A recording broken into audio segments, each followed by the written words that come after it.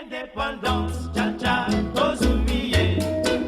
Oti kwanza, cha-cha, tubakidi. Au table ronde, cha-cha, baganyeo. Oni panda, cha-cha, tozumiye.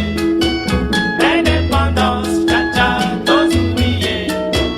Oti kwanza, cha-cha, tubakidi. Au table ronde, cha-cha, baganyeo. Oni panda.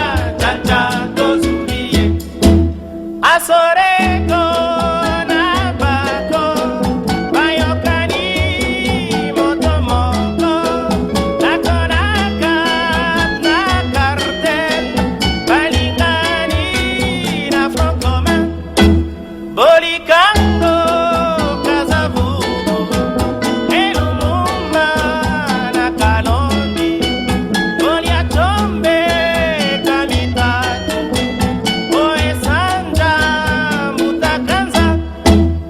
Indépendance, cha-cha, tozumiye. Oti kwanza, cha-cha, tubakidi. Au table ronde, cha-cha, baganyeo. Oni panda, cha-cha, tozumiye.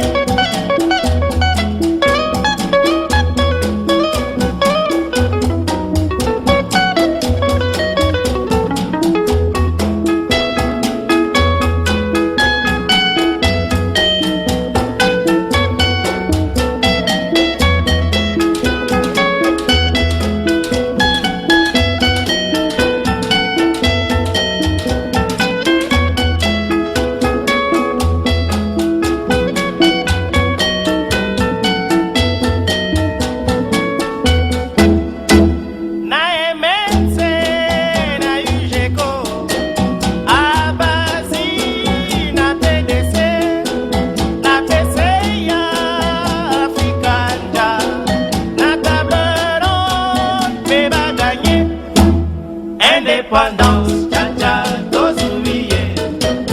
Oti kwanza, cha-cha, tubakidi. Au table ronde, cha-cha, baganyeo. Oni panda, cha-cha, tozumiye. Tubakidi. Indépendance, cha-cha, tozumiye. Oti kwanza, cha-cha, tubakidi. Au table ronde, cha-cha, baganyeo.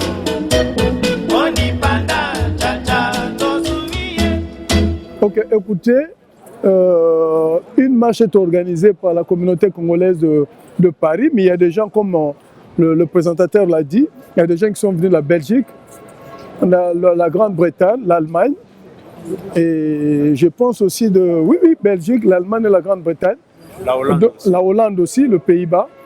Donc c'est une marche silencieuse à l'occasion de la découverte macabre de 425 corps qui ont été enterrés dans une fosse commune à Maluku.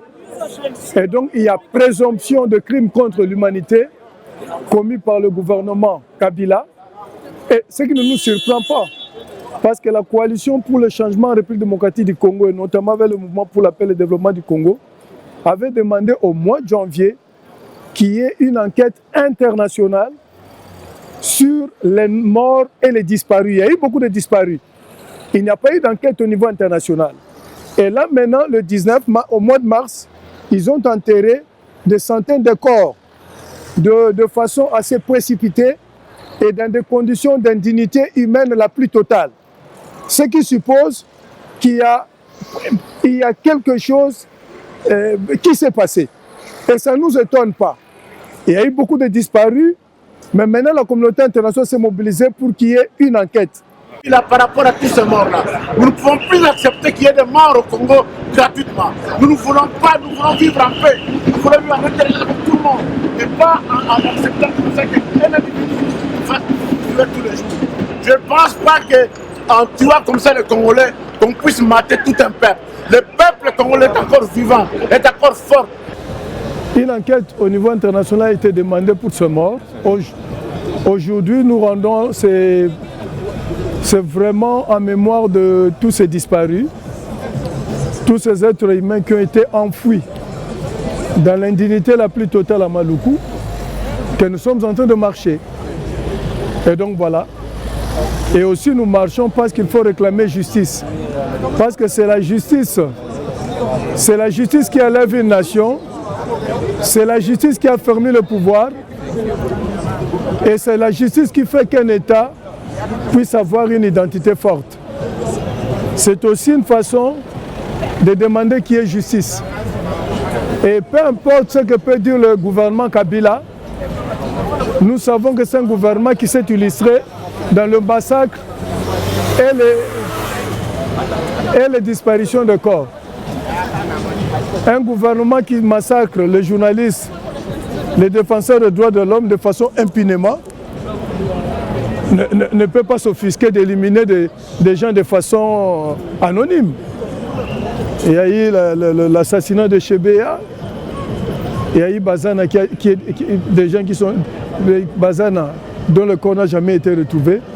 Donc le gouvernement Kabila est dans son élément de massacre et d'enlèvement et de disparition de corps de Congolais. Donc nous sommes là pour ça. Et donc la justice doit être faite, elle sera faite. Est-ce que vous êtes sûr qu'on peut arrêter le Kabila maintenant, comme avec ses appuis qui semblent un peu le défendre? Vous savez, oui, comme vous le dites, M. Kabila a des appuis, mais je peux vous dire que la trompette de l'histoire, la trompette de la justice de l'histoire a sonné. Donc il y a la trompette de la justice de l'histoire a sonné, et il y a la justice invisible et visible. Donc, quels que soient les appuis que peuvent avoir le gouvernement Kabila, mais je peux le dire, sans peine d'être contredit, le régime de M. Kabila appartient au passé. Dieu est le mec qui répand le sang innocent. Tuer, il en restera toujours quelque chose. À un moment donné, le sang crie justice. Et la justice va se faire. Parce que nous avons non seulement la justice humaine que nous réclamons, mais il y a aussi la justice divine. Le peuple congolais est un peuple croyant. La justice est là. Le jugement de l'Éternel de Dieu est déjà entré dans la maison de Kabila. Et les jours qui viennent vont les dévoiler. Il y a des gens qui continuent à douter de la capacité du peuple congolais à faire partir Kabila. Non. Le peuple congolais, Kabila lui-même, il n'y a pas longtemps devant le Congrès, avait dit que le peuple congolais n'est pas n'importe quel peuple. Et maintenant, le peuple congolais va prouver à M. Kabila qu'il n'est pas n'importe quel peuple. C'est-à-dire que le peuple congolais va le faire partir. Mais qu'est-ce que le peuple congolais a fait? Quel type qui doit remplacer M. Kabila? Ils ont donné tous les profils. Et à partir de ces profils, ils ont commencé à rechercher quel est le leader politique congolais qui correspond au profil qui a été établi. Un profil rigoureux, un profil fouillé, il fallait maintenant le rechercher. Mais quand ils ont fait, c'était les leaders de la société civile, quand ils ont établi ces critères, dans leur entendement, il n'y avait pas encore un Congolais qui peut avoir ce profil-là. C'est que la société civile congolaise a défini de mars à mai 2014. Et donc ce monsieur se trouve être celui qui vous parle. Parce que un des premiers critères, c'était celui qui doit remplacer Joseph Kabila doit avoir un cœur hors de périmètre cellulaire, de la haine, de la rancune, de rancœur, de règlement de compte. Parce qu'il doit mettre tout le peuple congolais ensemble dans un processus de justice et de réconciliation nationale. Le deuxième élément, ça devait être un grand visionnaire. Vous savez, comme vous l'avez d'ailleurs publié dans votre magazine, pour que le Congo sorte de la crise multiforme dans laquelle notre pays se trouve, il faut qu'il y ait une grande vision. Seule une grande vision, un grand rêve peut apporter un peuple vers le haut pour qu'il se libère définitivement. Et c'est la grande vision que j'ai initiée du Grand Congo du XXIe siècle. Quand les leaders politiques congolais se limitent à des projets de 5 ans, 3 ans, des petits projets, mais moi en tant que visionnaire, j'ai compris que le problème du Congo date de plus de 6 siècles. Donc, tu ne peux pas résoudre le problème du Congo en 2 ans, 3 ans. Parce que notre problème date de 6 siècles. La traite régulière, il y a eu l'esclavage, la colonisation. Tout ça fait que nous avons été affaiblis. Trop, c'est trop. Trop, c'est trop.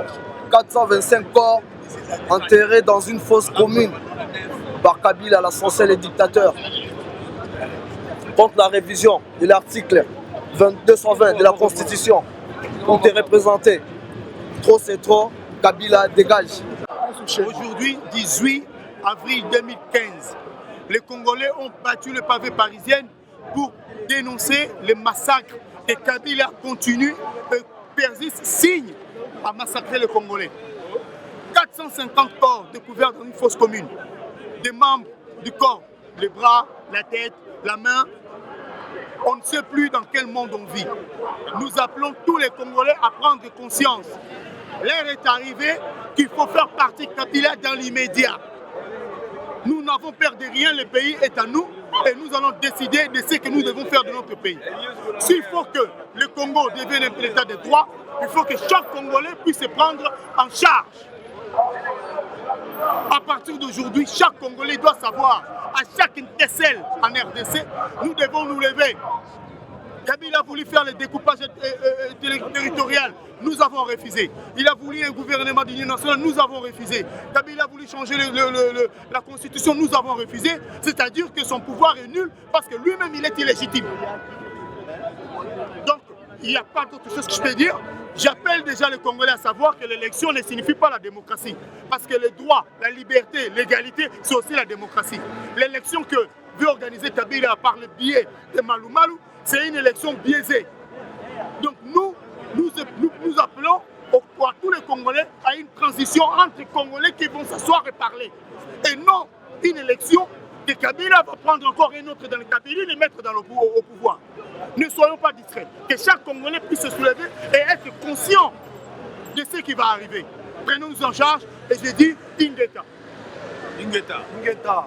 On va restaurer ce passé millénaire. Mais ce passé millénaire, c'est ce que moi j'ai appelé, nous allons introduire le génie congolais et la sacralité congolaise dans notre constitution. C'est-à-dire nous allons bâtir un pays qui a une forte identité, enracinée dans sa culture, pour être une grande nation. Vous ne pouvez pas être une grande nation en recopiant bêtement les philosophies politiques des autres, en recopiant bêtement les modèles politiques des autres. Regardez depuis avril 2090, nous avons recopié bêtement un modèle de tennis politique qui n'est pas la vraie démocratie. La preuve, notre vieux Etienne Tshisekedi n'est pas devenu président, mais il fallait être naïf pour croire que dans ce système de tennis politique, que Tshisekedi pouvait devenir président. Donc c'était une naïveté. Le tennis politique que nous vivons aujourd'hui au Congo, ce tennis politique-là, c'est ce que moi j'appelle la bipolarité de faux, la bipolarité de complicité, la bipolarité de trahison, la bipolarité de pillage, la bipolarité de mensonge,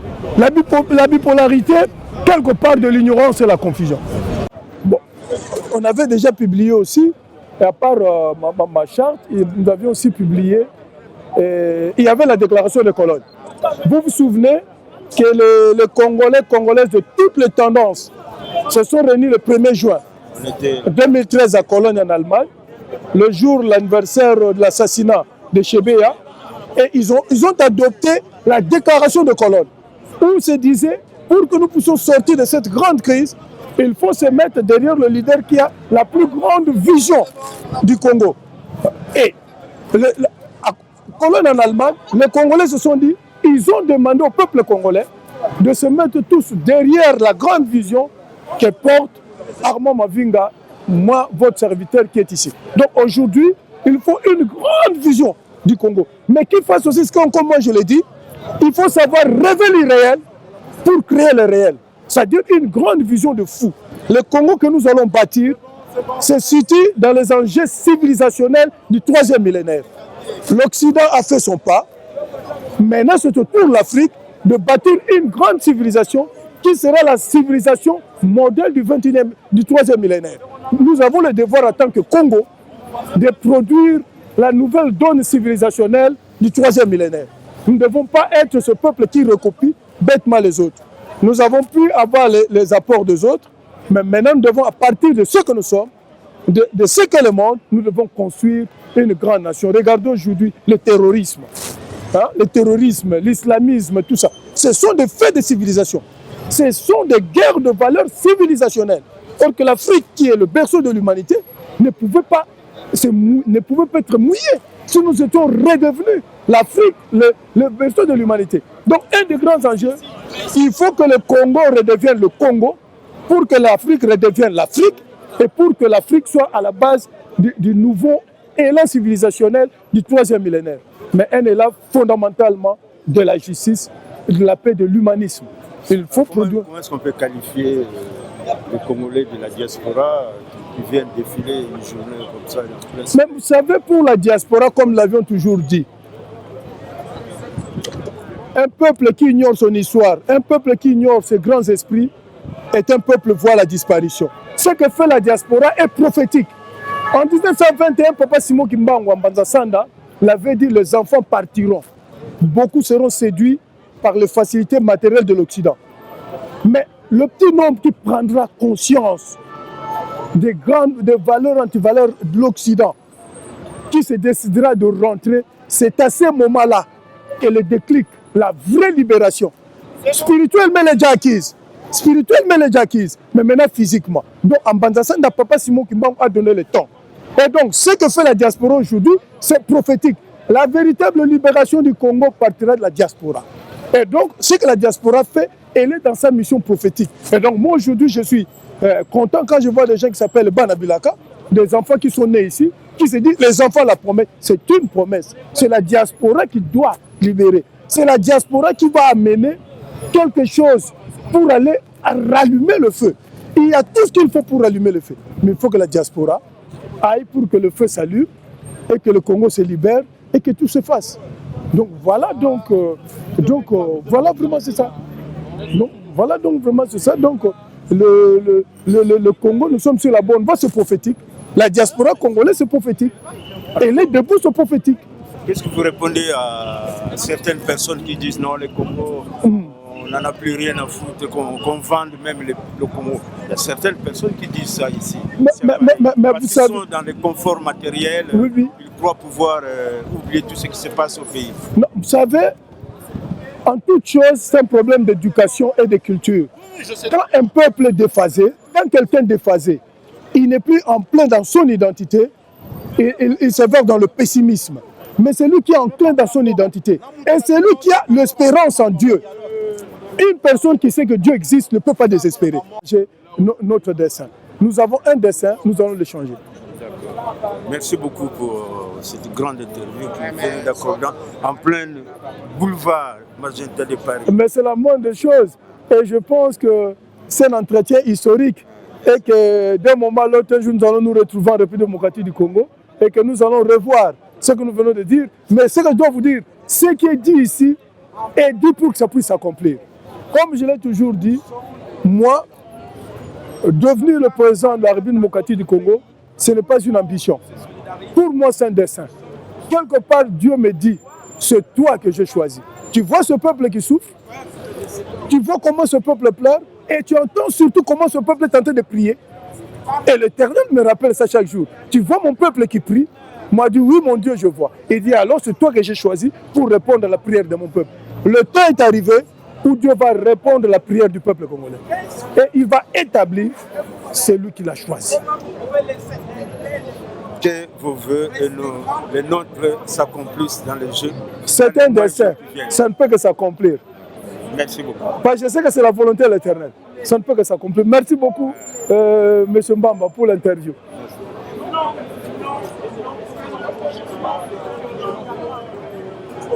Non, voilà, bon, c'est une bonne interview.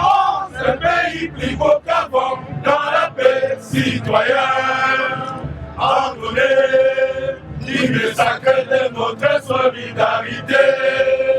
Fièrement saluer l'emblème d'or de notre souveraineté. Congo, ton pays, Congo, Esaïe, Congo, au pays, Congo, bien-aimé, Congo, nous peuplerons ton soleil, nous assurerons ta grandeur. 30 juin, retour soleil, 30 juin, du 30 juin, jour sacré soit les témoins, jour sacré de l'immortel, serment de liberté. Et nous légons à notre prospérité.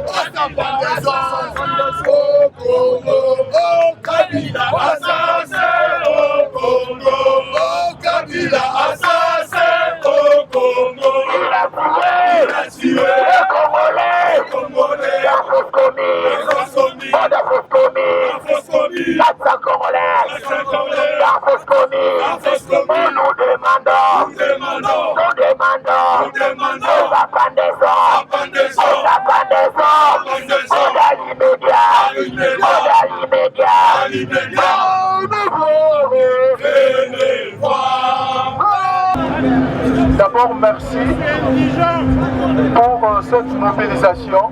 Comme nous le disons toujours, merci pour cette mobilisation. La trompette de l'histoire a sonné. Et comme la trompette de l'histoire a sonné, et nous avons compris, nous nous sommes mobilisés dans cette marche en mémoire de nos victimes qui ont été sauvagement massacrées et enterrées dans l'indignité totale. Comme vous le savez, au mois de janvier,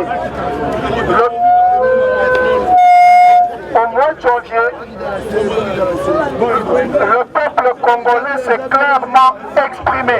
Il a demandé à M. Joseph Kabila, que le peuple a considéré des criminels, de quitter le pouvoir sans aucune forme de procès. Au mois de janvier, le peuple congolais a clairement exprimé que le pouvoir de M. Joseph Kabila était un pouvoir illégitime, qu'il ne reconnaissait pas, qu'il ne l'avait pas élu. Et partout à travers le pays, le peuple avait demandé le départ de M. Kabila. Nous sommes dans le processus de la justice. Comme tout le monde vient de le dire tout à l'heure, nous demandons une enquête indépendante, libre et internationale. Et nous nous souhaitons au niveau de la coalition pour le changement républicain du Congo 3CRDC que cette enquête soit globale. Depuis novembre 2011, il y a eu des massacres, il y a eu des enlèvements, il y a eu de mort.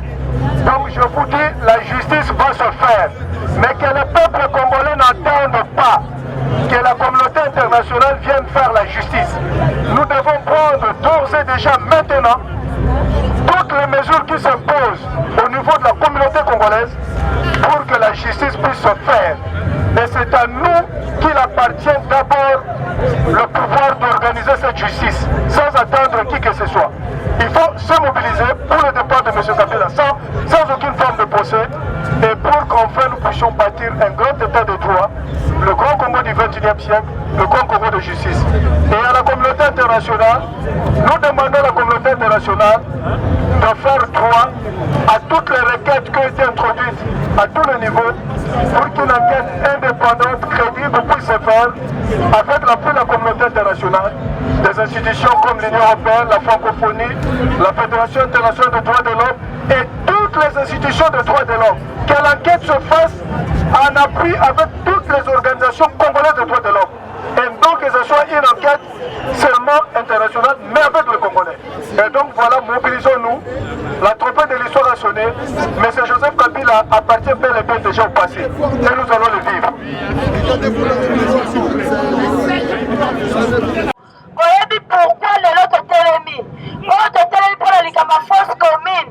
Il y a 85 morts au Bakomi na Congo. Bilo Bomoni, bakundi bamisusu ya kotala bakundi babebe eza likambo ya kolala te eza likambo ya kolamuka peuple congolais il faut tolamuka totika kolala na mikolo oyo etikali ya mokie oyo eza likambo oyo biso tozwa makasi ya kotelemela mboka na biso ya koluka tolibere mboka na biso tolongolango na maboka monguna me soki biso moko tozotelema te soki biso moko tozoluka tosangana na monguna akosilisa biso omoni lelo bajene bazosila lobi banani bakobundela biso yango tolobi boye soki toyoki likambo ya kongo ifo kobimaka message na ngai ezali biso nyonso peuple congolais tozala uni tozala bomoko po tolibere mboka na biso soki boyoki mutu asali likambo ifo bino nyonso bosala vraiment na kosangela bamama oyo nyonso adengani mama biso ati tobotaka bana tomemaka bango 9 mois ntango oyoki mwana na yo akufi ntango oyoki babomi mwana moninga Une sépulture pour Lumumba n'ont pas voulu que le peuple africain, que le peuple du Congo puisse un jour se souvenir de ce qu'a été Patrice Lumumba. Et cette démonstration doit obliger l'humanité tout entière.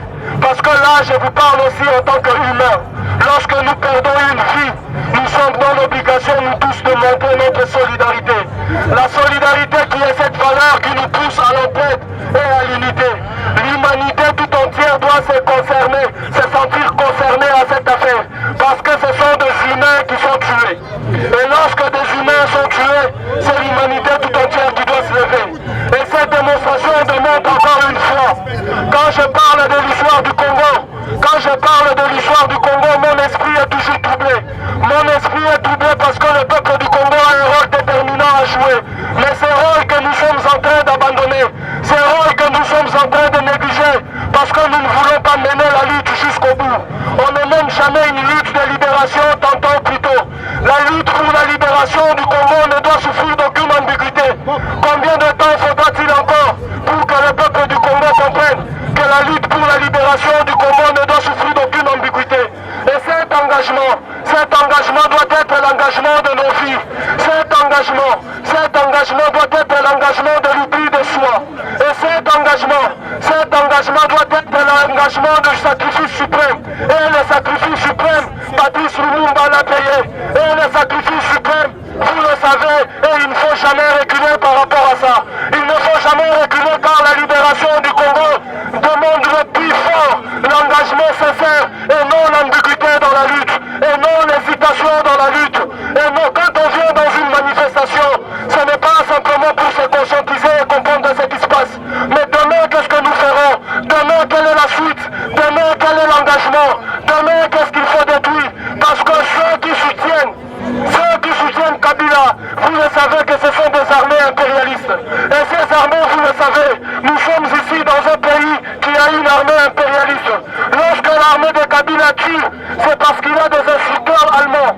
C'est parce qu'il a des formateurs français. C'est parce qu'il a des militaires américains qui le conseillent de le faire. Et le 8 mai, nous continuerons dans cette logique pour cette fois-ci dire aux nations occidentales et aux armées impérialistes qui soutiennent des armées corrompues de pouvoir quitter notre chère et mère patrie l'Afrique. Vous savez qu'en ce moment l'armée américaine occupe le Congo, entre les zones frontalières entre le Congo et l'Ouganda, où ils disent qu'ils sont en train de chercher ainsi Joseph Kony ou qui sais-je encore. Mais la réalité c'est qu'ils sont en train de vider le Congo de toute sa richesse. Le 8 mai, nous serons encore dans les rues de Paris pour buter toutes ces armées à l'extérieur. Et cette détermination, nous devons l'avoir car la lutte pour la libération du Congo ne doit souffrir d'aucune ambiguïté et d'aucune hésitation. Je vous remercie. Indépendance, tcha-tcha, tozumiye. Oti kwanza, tcha-tcha, tubakidi. Otableron, tcha-tcha, baganyeo. Oni panda, tcha-tcha, tozumiye. Indépendance, tcha-tcha, tozumiye. Oti kwanza, tcha-tcha, tubakidi. Otableron, tcha-tcha, baganyeo. Oni panda, tcha-tcha, tozumiye. Asoreko na bako, bayokani motomoko, nakonaka na cartel, balikani. Et nous, aujourd'hui, nous ne voulons plus et nous n'accepterons pas que les Congolais soient tués comme on le voit là-bas. Et nous disons Kabila dégage. Il faut ainsi là, puisque ceux qui te téléménés étaient à Okondié au moment. Il faut te téléménés, il faut ainsi là. Nous ne voulons plus, nous acceptons plus cela. Et nous contestons. Écoutez, on est arrivé à la fin la manifestation de notre marche. Non, je me réjouis, la marche. Le peuple congolais mobilisé. Il n'y aura jamais abdication.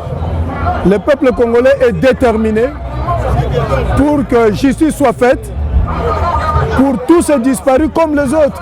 Il y a eu beaucoup de martyrs, mais la trompette de la justice de l'histoire a sonné. Et quand la trompette de la justice de l'histoire sonne, personne ne peut changer quoi que ce soit. Et donc, le jugement de l'histoire est entré dans le groupe Kabila. Le son des Congolais et des Congolaises crie justice. Et comme nous le disons toujours, le peuple congolais est un peuple croyant. Dieu est le mec qui répand le sang innocent. Quand tu répands le sang innocent, tu répondras de manière invisible comme de manière visible. Donc la justice est là. Nous avons marché. Et l'Ntsilulu, comme disent les Bakongou, est là. L'accomplissement, la promesse de Papa Simon Kimbangu. La diaspora est debout pour que la justice, pour que la parole prophétique de Papa Simon Kimbangu puisse s'accomplir. Quand je vois cette marche, quand je vois cette mobilisation de la diaspora, 2015, nous allons vivre l'accomplissement physique, visible, la parole prophétique. La diaspora a une mission prophétique pour le changement au Congo, pour la libération, pour l'émergence du Grand Congo du XXIe siècle. Je suis très attaché à ma vision de construire le Grand Congo du XXIe siècle, qui sera vraiment le catalyseur, la lumière, la justice, la paix, la solidarité, la fraternité et de l'émergence de l'Afrique. C'est le Congo qui va rétablir l'Afrique dans sa position de berceau de l'humanité. Donc nous devons apporter un grand humanisme face à cet holocauste congolais que nous connaissons. Nous avons une mission prophétique. Nous devons transformer l'holocauste congolais en un véritable mouvement civilisationnel pour le nouvel humanisme du 3e millénaire. C'est nous les Congolais qui devrons construire le 3e millénaire.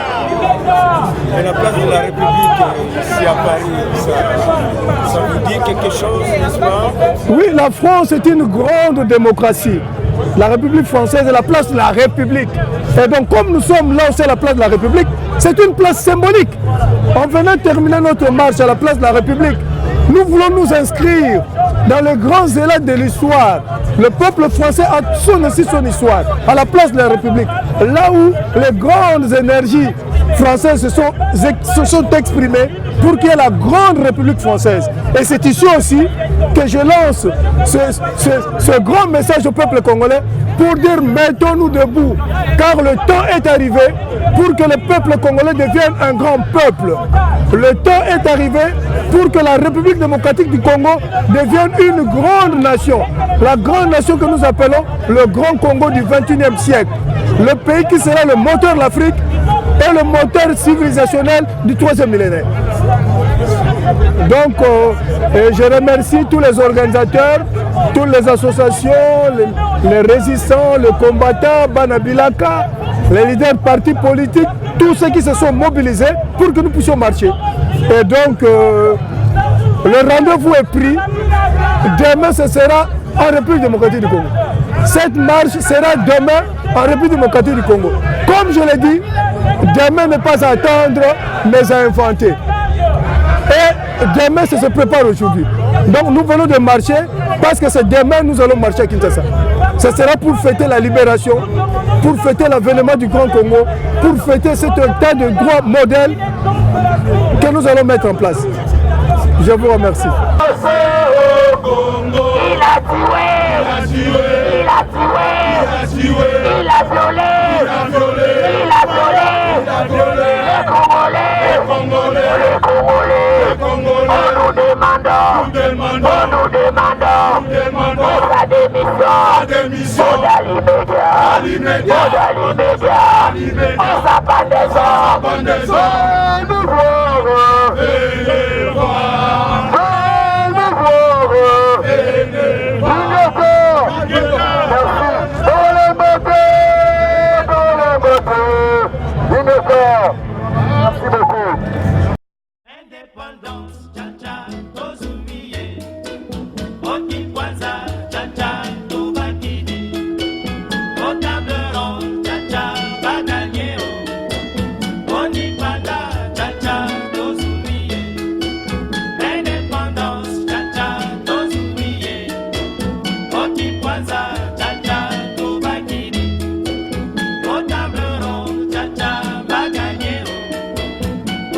Panda